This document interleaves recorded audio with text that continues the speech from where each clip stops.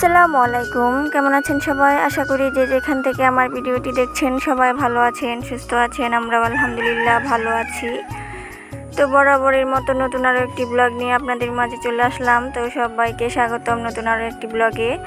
তো আশা রাখছি স্কিপ না করে পুরো ভিডিওটি দেখবেন, সবার কাছে ভালো লাগতে পারে। তো আজকে আর আমি শুভ সকাল জানাইনি, কারণ আজকে অনেকটাই লেট, কারণ আমরা খাওয়া দাওয়া করে তারপরে আমি ব্লগটা শুরু করেছি আর কি।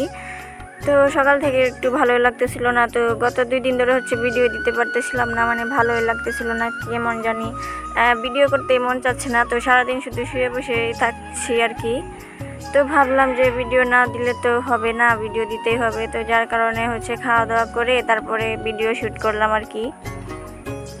তো আগে সকালে খাওয়া দাওয়া করেছি, আর সকালবেলা আজকে ভাতই রান্না করছিলাম। তো সারাদিন কারেন্ট থাকে না, তারপরে রাত্রেও থাকে না।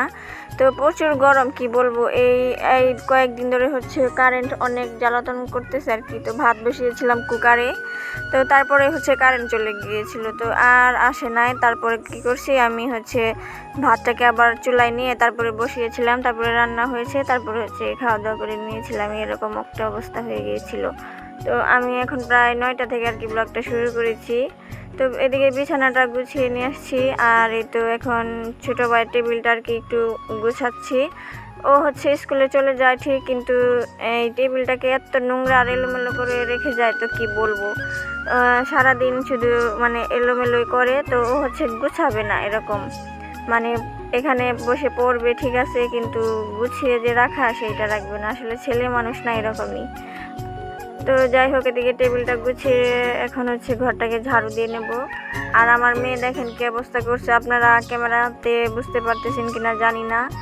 তো চাল দিয়ে পুরা ঘর একদম ভরে ফেলছে। তো আমি যে ঘরটা ঝাড়ু দিতেছি, শুধু চাল আর চাল। ছোট 2টা মুরগি আছে, তো ওই 2টাকে না সারাদিন কুলে করে রাখবে আর কি, সারাদিনই ওদের কাছে রাখবে। আর চাল এনে এনে খাইতে দিবে। তো ওরা তো চাল কয়েকটা খায়, আর সবগুলো আর কি ফালাইয়াই দেয়। এই পুরা ঘরে চাল আর চাল। তো ওকে একটু বকাঝকা করছিলাম আর কি, যে তুমি শুধু এই কাজের জিনিস নষ্ট করো কেন এরকম। তো আমার বড় মেয়েটা আবার একটু বেশি এরকম দুষ্টু, কাজের যে কোনো জিনিস ওইটা ও শুধু নষ্ট করবে। যেমন ক্রিম আছে, তো নতুন যদি ক্রিম থাকে ওইটা কি করবে, পুরা টুক ঢেলে ফেলে দিবে। তারপরে লিপস্টিক দিয়ে পুরা লিপস্টিকটা ভেঙে চুরে চুরমার করে রাখবে। তারপরে পাউডারগুলোকে ঢেলে ফালিয়ে দিবে। যত কাজ আছে, দুষ্টুমি কাজ যতগুলো আছে সবগুলো ওই করবে, ওইটাই ওর কাজ। তো এদিকে খুবটাকে একটু পরিষ্কার করে নিলাম। তো আমরা এটাকে খুব বলি, কোন অঞ্চলে এটাকে কি বলেন জানি না। তো আমাদের এখানে বারান্দার মধ্যে একটা ছোট রুম করা হয়, এটাকে খুবই বলে। তো এখানে আর কি আমরা খাওয়া দাওয়া করি, রাত্রে এখানে বসে খাই, আর সকালবেলা আমরা এই তো টেবিলে বসে খাই আর কি। তো এদিকে টেবিলটাকে একটু মুছে নিতেছি। তো আমাদের যেহেতু কবুতর আছে অনেকগুলা, তো এই কবুতরগুলো সারাদিন এখানে উড়াউড়ি করে, আর এই টেবিলে কিছু রাখতেই পারি না, সারাদিন পারিয়ে একদম কি যে করবে। আর তার মধ্যে কয়েকদিন ধরে অনেক বৃষ্টি। তো এই বৃষ্টির মধ্যে সারাদিন কাদা পাড়াবে, তারপরে এই টেবিল পাড়িয়ে একদম নোংরা করে ফেলে। তো টেবিলটাকে পরিষ্কার করে এখন বাকি ঘরটুকু ঝাড়ু দিয়ে নিতেছি। আমি আগে ঘরটা ঝাড়ু দিয়ে এইখানে ময়লাগুলো রেখে তারপরে টেবিলটা পরিষ্কার করে নিছি। আর এখন বারান্দাটা আর কি ঝাড়ু দিয়ে নেব। তো আজকে আর মুছবো না, কারণ অনেক রোদ উঠে গেছে, দেখতে পারতেছেন কিনা বুঝতেছি না। তো ভাবছি যে পরে গোসলের আগে একদম মুছে তারপরে আর কি গোসল করব। তো এখন আর মুছবো না, এখন শুধু ঘরটাকে ঝাড়ু দিয়ে তারপরে পরিষ্কার করে আর কি রেখে দিব।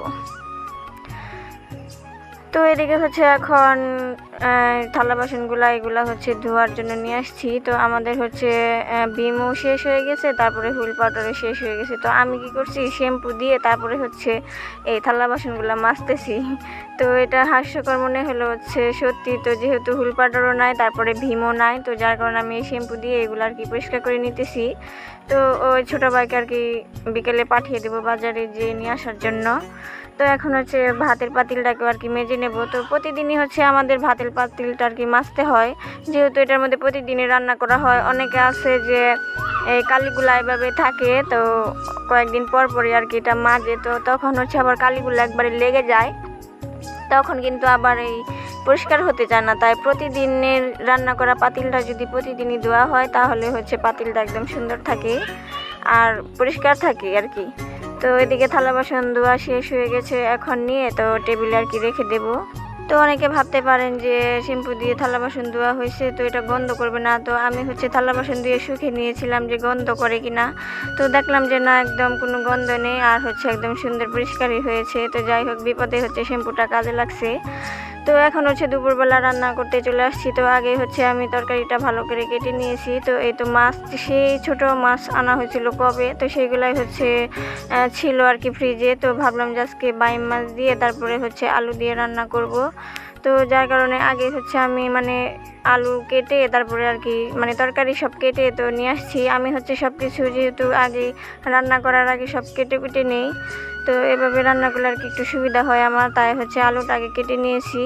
তো আজকে ভাবলাম যে আলু দিয়ে একটু ঝোল ঝোল করে আর কি রান্না করব। তো মাছটাকে আমি আগে কষিয়ে নিয়েছি, যেহেতু এই মাছগুলা ভাঙবে না আর কি, তো যার কারণে মাছ আর আলু একসাথে রান্না করে নিতেছি। তো আগে একটু মাছটা কষিয়ে নিয়েছি যাতে মাছের গন্ধটা না থাকে, তারপরে আলু দিয়ে কষিয়ে তো এই তো ঝোল দিয়ে দিছি। তো এদিকে আমার রান্নাটাও একদম শেষ, রান্না করে নিয়েছি। তারপরে আমরা দুপুরবেলা গোসল টোসল করে খাওয়া দাওয়া করে